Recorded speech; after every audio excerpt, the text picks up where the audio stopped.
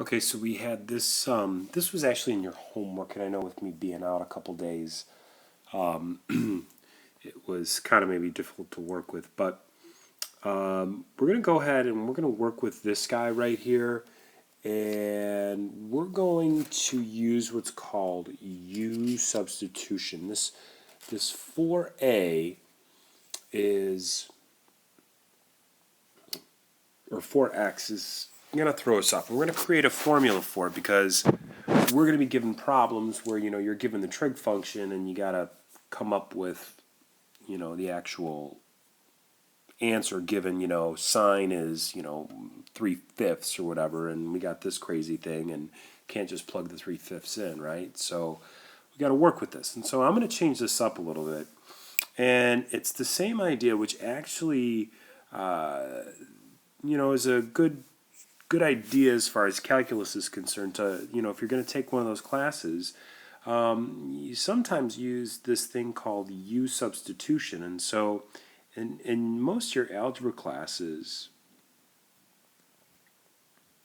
you had something like this, and you're like, oh, well, I'm just going to call x squared equal to u. And it's just like, well, u squared plus 5u plus 6. So if I have u plus 3, right, blah, blah, blah, u plus 2, solve for u, and what it does is it makes u is really equal to x squared, so we plug that back in, right? And I created a function that has no solutions, or doesn't cross the x-axis. But anyway, the idea here is like putting the u in made the problem easier. So that's the actually probably the more important thing about this problem for some of you is, this is easier to work with than this. So using that u substitution makes life a lot easier. So here's what we do is it kind of cleans it up, makes it less messy, and we've seen this before, but the first thing I'm going to do is I'm going to pull out a 2, right? And to make life cleaner, I'm going to say 2x is equal to u, okay? And what that does is it all of a sudden changes it to something that's very, very easy to work with. Because if you saw sine of 2u, you're like, oh, that's crazy, Mr. Thornley. You give me an easy question. I'm just going to plop this out, right? Sine of u, cosine of u, boom. 2 sine u, cosine u, but, oh, wait a second, u is equal to 2x. So I need to take this and now resubstitute it back in. Well, when we do that, though, things are nice and clean. And now I can just focus on this piece right here. I got a formula for that, and I got a formula for that. And I want you to be able to derive it, clean it up a little bit. And so then that means I want the simplest trig term, that I can use.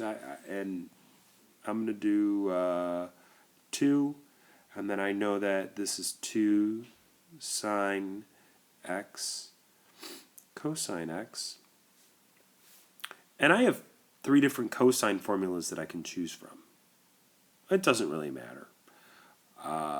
And what I'm going to do here is I'm going to make life easy. I'm just going to pick maybe the one that I remember. Or I could do cosine squared x minus sine squared x. Okay? Any cosine double angle works. Okay? And I just picked that one. So some of the stuff I can work with, like the 2's get multiplied together, right? Let me see if I can move some of this stuff up. So that means I'd have 4 sine x cosine x all times cosine squared x minus sine squared x. You will have to come up with this on your next quiz. Okay? So you need to know how to do that, which means you have to practice it. So I'm going to go ahead and do a problem with this. And so I'm going to go ahead and get a... And I'm just going to make something up real quick. And let's say we got sine of alpha is equal to 4/5. And alpha is acute. Okay? So sine of alpha is equal to 4/5. Alpha is acute. Find sine of 4x. Okay, so I'm not going to go through the deriving of it, but from the previous formula, we found that or let me take a step back here real quick.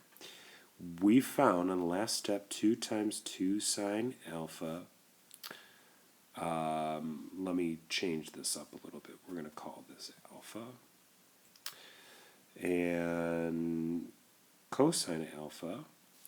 And this was our double angle formula, right? Well, because this guy's got cosine in it, I'm going to have to find that anyway. So it really doesn't matter what formula I put in for this guy that I'm erasing right now. So whatever you're comfortable with, you know, I know at a minimum, if I use these guys, it's a fraction. These guys are going to end up with the common denominator here with the one I just filled in. So these guys would be maybe easier to put together. And so if I know sine of alpha is 4/5, that means that, okay, sine of alpha is 4/5. So that means cosine of alpha is 3/5. So it becomes one of those problems where we just plug stuff in. I'm going to take this and multiply it together first. So that's going to be 4, right? Just to make life easier for me. 4/5 times 3/5 all times 3/5 squared minus 4/5 squared. So what do we get? Just got to crank through it. I'm going to do this part first because I can do all these guys together. I'm going to do this second. This is in parentheses with subtraction. So I got 16 times 3, that's 48, right, over 25. So that's that piece right there.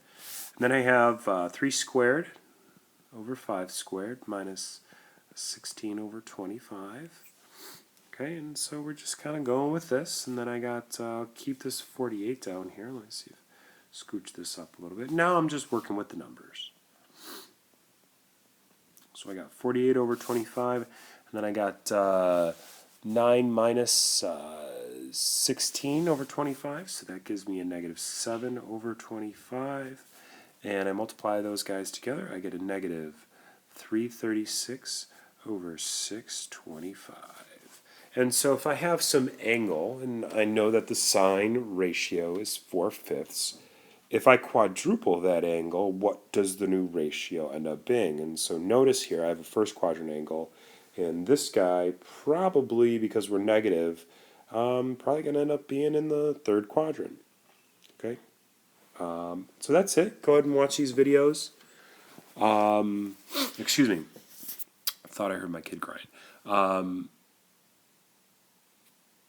If you're uncomfortable with anything in these videos, make sure that you're asking me questions. As I said before, put some comments next to these problems, and then that way when we discuss these in class, we can go ahead and talk specifically about a problem, not try and find out, oh, where was the error, what did I do wrong, what didn't I understand.